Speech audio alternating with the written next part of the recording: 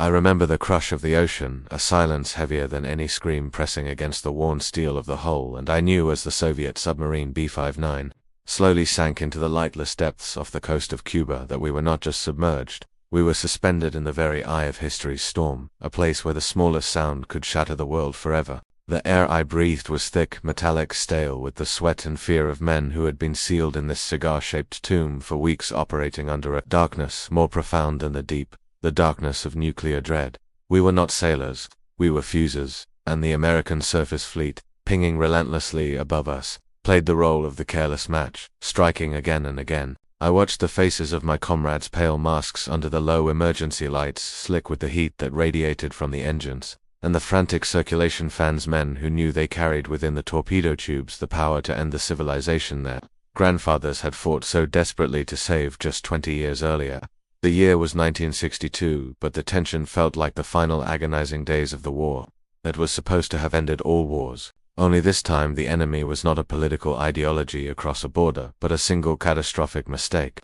I could hear the captain, Valentin Savitsky, cursing softly in Russian, his voice a low, gravelly rasp of pure exhaustion and mounting panic, and I understood his fury. We were hunted, treated not as sovereign vessels but as ghosts to be dispelled. The orders from Moscow had been deliberately ambiguous, a poison of deniability baked into every command. Used a special weapon only if attacked or if an invasion of Cuba was definitively underway.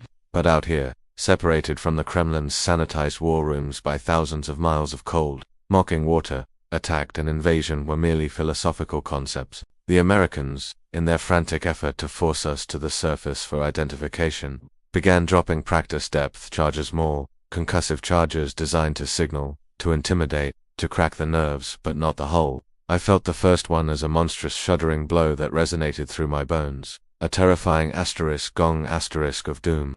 The lights flickered, casting the control room into momentary blackness, punctuated only by the sickly green glow of the pressure gauges. It was the second blast, closer and harder, that broke the fragile barrier between caution and madness. I felt the steel groan in agony, the air compressor shriek like a banshee, and the sound of falling metal was swallowed immediately by the ringing in my ears. Savitsky roared that we were being fired upon, that the war had begun. He didn't ask. He declared it with the absolute certainty of a man pushed beyond all endurance, a man convinced that the battle he had feared was finally upon us. I saw the madness ignite in his eyes, the feral glint of a cornered animal choosing to lash out with its most potent venom. He stormed toward the small safe containing the firing keys for the T-5 nuclear torpedo. The weapon, I knew, was a tactical torpedo with a 15-kiloton nuclear warhead, an instrument of hell designed to vaporize an entire American carrier group. The launching of that single device in that tiny, suffocating space deep beneath the waves would not merely sink a ship, it would be the first detonation in a chain reaction that everyone from Kennedy to Khrushchev privately knew would annihilate everything we were. The protocol for the special weapon required the agreement of all three senior officers, the Captain Savitsky, the political officer Ivan Maslenikov, and the executive officer me, Vasili Arkhipov. Maslenikov, a man who had been the voice of the party's iron will for so long, now had no will of his own. I saw the paralyzing fear in his face as he weakly nodded agreement, a reflex of obedience honed over decades. Savitsky was already yelling for the launch sequence, his body shaking with a desperate animal adrenaline. The fate of the world, the forests, the cities, the children, the art, the quiet libraries rested on the consent of a man whose brain was boiling with the conviction of imminent death. But then there was me. I stood there, rooted to the shuddering deck, the chaos swirling around my ears, the ringing of the depth charges fading into a dreadful silence that existed only inside my mind. I was just a man, an officer, exhausted, dehydrated, my faith in the chain of command utterly fractured by the reality of the moment. I was supposed to follow, to obey, but I saw not an enemy above, but merely the panic of a desperate opposing force, playing a reckless game. I felt the terrible weight of my unique position. I was the single point of failure in the entire doomsday machinery, the only man with the authority to refuse the launch and the lucidity to doubt the captain's fevered conviction. It was the single most terrifying moment of my life, hearing my own voice, calm and unnervingly firm, cut through the captain's primal rage. No, I said. Just that one small word, an insult to the hysteria of the moment. I repeated it, my voice gaining strength, not from confidence, but from a profound, terrifying certainty of the stakes. No, we have not received confirmation that war has begun. We must surface and await orders from the center. I argued with the captain, not on the field of battle, but in a cramped, dark cylinder of steel.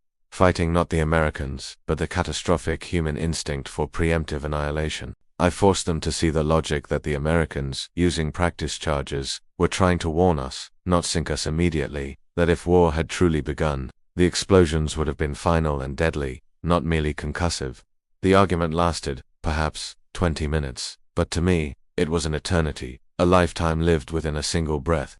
20 minutes of cold logic fighting hot, murderous rage, the fate of every living soul hanging upon the tension between those two forces. Savitsky eventually relented, collapsing back onto his chair, his rage spent, replaced by a hollow, defeated exhaustion. I gave the order, prepare to surface. The ascent was the most agonizing journey I have ever taken, a crawl toward an unknown fate. As the B-59 slowly breached the surface, the conning tower slicing through the white froth of the Caribbean, the weak afternoon light spilled into the sub, a stark, unwelcome brightness after the dark. We were met, not by immediate combat, but by the sight of the American destroyers, their crews standing on deck, staring at us in stunned, cautious silence.